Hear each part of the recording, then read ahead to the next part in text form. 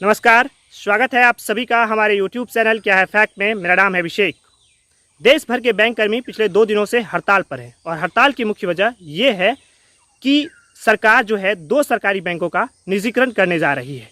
आखिर इस निजीकरण से हमारा और आपका क्या फ़ायदा होने वाला है और सरकार बैंकों का निजीकरण आखिर क्यों कर रही है, हम आज के वीडियो में इसी पर बात करेंगे। लेकिन उससे पहले हम आपको ये बताते हैं कि इस वक्त भारत में सरकारी बैंकों की संख्या कितनी है और बैंकों का राष्ट्रीयकरण का क्या मतलब होता है और इसका करने के पीछे क्या उद्देश्य था। देश भर में अभी सरकारी बैंकों की कुल संख्या 12 है, लेकिन मई 2017 तक देश में सरकारी बैंकों की संख्या थी 27। सरकार ने कुछ दिनों पहले एक फैसला लिया था जिसके तहत 10 सरकारी बैंकों को मर्जर करके 4 बैंक में तब्दील कर दिया गया, जिसके बाद बैंकों की संख्या यानी सरकारी बैंकों की संख्या घटकर रह गई 12। अब हम आपको बताते हैं कि बैंकों का राष्ट्रीयकरण क्या होता है। दरअसल देखिए, बैंकों का राष्ट्रीयकरण का मतलब ये होता है कि बैंकों का सरकारीकरण। 14 जुलाई 1969 को इंदिरा गांधी की सरकार ने एक अध्यादेश के जरिए 14 बैंकों को राष्ट्रीयकृत कर दिया। इसका मतलब ये है कि सरकार ने उस पर अपना पूरा कंट्रोल ले लिया।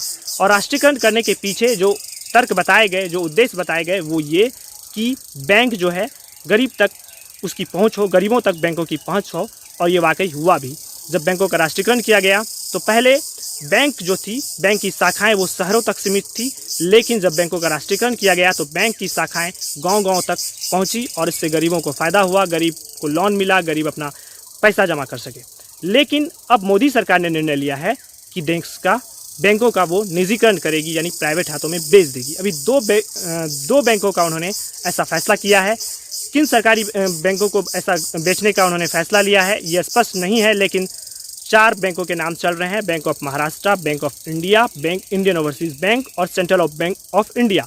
इन्हीं में से किसी 2 सरकारी बैंकों का मोदी सरकार जो है निजीकरण करने वाली है।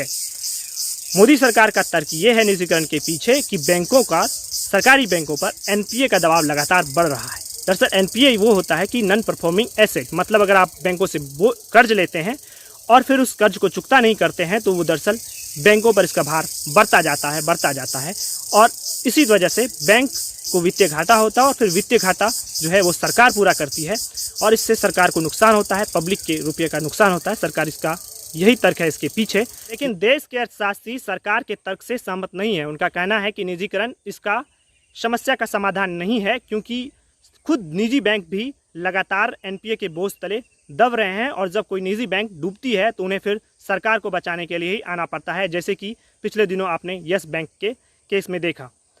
तो जो अर्थशास्त्री हैं उनका तर्क ये है, उनका कहना ये है, सरकार को सुझाव ये है कि सरकार जो है सरकारी बैंकों पर से अपना कंट्रोल खत्म कर ले, एक अलग बोर्ड का गठन कर दे और वही बोर्ड बैंकों को चलाए, सरकार सिर्फ एक निवेशक के रूप में देखे। अब बात यह है कि बैंकों के निजीकरण से क्या हमारा कुछ फ़ायदा होगा, हमारा और आपका।